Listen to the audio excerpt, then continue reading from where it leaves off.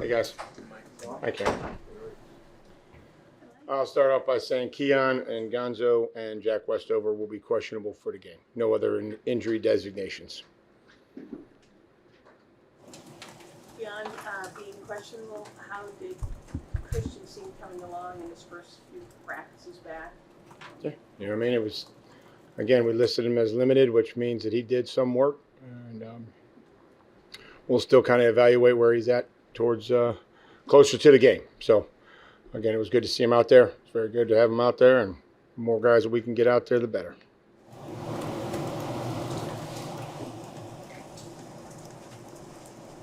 Mike, sort of a bigger picture question. The no full pads in practices. Just curious, the last 2 weeks.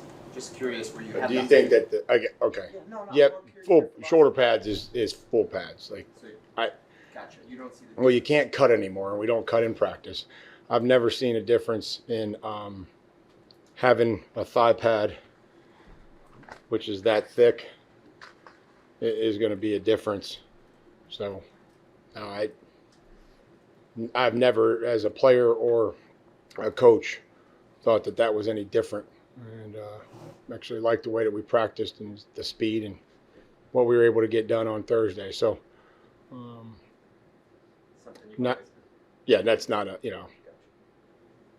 I mean, we can go back into the time machine, and I mean, it's not like you can cut out there on a perimeter or anything there would be no difference to have pants on or shorts with shoulder pads. Some players talked about coming out with a fire last week and just trying to keep up the same intensity this week through 3 days of practice. How do you feel the team responded? Good. I think it's, again, Sunday is critical. And building consistency is critical in the preparation and how you want to play, but also the response that you have when you play. And if it's not perfect or it's not going great, or they come back, and you got to be able to take a few punches and be able to come back. So hopefully we're building that, and we're building that identity. That's critical.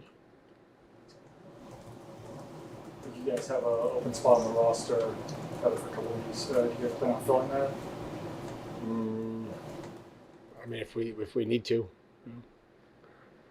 find a 53rd guy. So just gives us a little bit of flexibility, I think. It's a tough crowd here. I'm not going to do these on the field from now on. You guys might be a little bit more relaxed. Mike, another bigger picture question. I know quarters-based defenses are more popular the last 10 years, but why is this scheme, of all the ones you've coached in and practiced and played in, the best one for this team? Well, we're going to be multiple.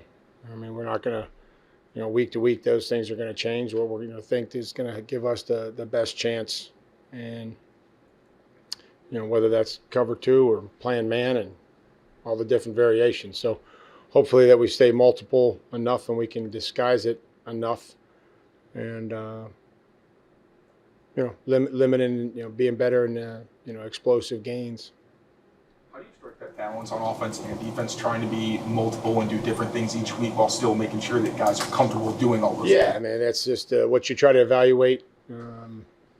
And then probably defensively, it's probably a little easier just because that's your normal installation. Offense, maybe you want to try there's a specific scheme play or something like that would have some tweaks. And as you practice it, just like defense, if you try to put something in and you don't think that they have it, it's not fair to them to continue to try to force it to make it work. There's other options, right? And so if you don't necessarily think it looks great each week, then you try to remove it and find an alternative that maybe is something that we've already done. But defensively, I think we have a full menu of coverages that we can play. I'm curious, we talked about the tackling and just putting more of an emphasis on that this week. How do you feel the team maybe responded to that in practice? In practice, fine. We'll see how the game. The only thing that matters now is how we tackle in the game. How we're able to tackle Warren and Jonnu and DK and Austin and those skill players. That's what matters. And again, there was time. A lot of times a good tackling, and then some. I think probably other than Ashan, I can't really think of a a missed tackle that led to some significant gain, right? So that means we're swarming to the football, right? There's good evidence of that, which will always help miss tackles. And I think if you could just, we have to be able to not miss as many tackles, but also track, what those lead to. The yardage, the amount of yardage that they lead to. So again, we continue to practice it. We'll continue to work it and look for positive results on Sunday. Garrett Bradbury said that he's never seen a head coach spend more time with the O-line than you. How do you go about deciding how you allot your time throughout the week, and does that change week to week? Like, how do you go about it? Yeah, I think that my ability to be at a lot of different places, I think that's part of being a head coach, is spending time in the defense, spending time with the D-line. And the D-line and the O-line room are right next to each other. It makes it easy to get to. And if I can, as I'm watching film, help from a play style perspective and give input to that, certainly enjoy that. I think just learning it in Tennessee, having my son Tyler played a position, continue to follow it, and then being in Cleveland for a year kind of with that group, I've tried to, expand the knowledge in that specific room. So if I can help at any point, I think that it's probably a good idea. Mike, I know you never coached him. Went head-to-head with Edelman in a couple different games. Any favorite memories when he was a player here? Just a pure competitor.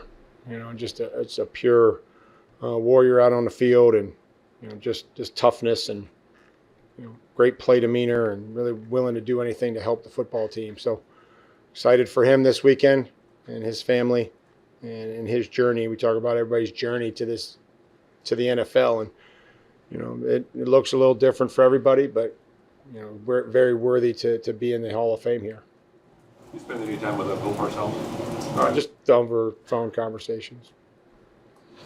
Mike, how much of your time is spent with these guys throughout the season on individual skill development, or are you more macro and then your positional coaches handle the individual? I'm trying to track that. I'm trying to track what we do in individual, try to track how we, how our younger players, our practice squad players are preparing, ask them to prepare as starters and improve and, get them opportunities. And the way that we practice, hopefully, is giving them those are their reps on the show team. It may be the same as what we do. It may be slightly different, but they're still running routes to get open. They're still competing and doing all those things, and they're still blocking them. And, we don't want anybody to be a blocking dummy out there. We want them to go and practice and work on things. So I think that gives them great opportunity.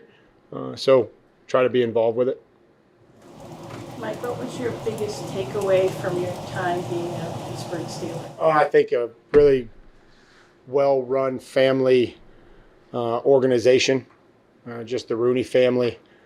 I was very lucky to be brought into the NFL by that organization. Learned a lot, great veterans, the veterans that showed us what it was like to be a pro, what it was like. I had guys like Dermontti Dawson and Mark Bruner, and can go on and on and on. Levon Kirkland, Carnell Lake, all these different players that were unbelievable players, but people and husbands and fathers, and really that's what the NFL that I knew. It was impressive. Final question. Have a good Friday, guys.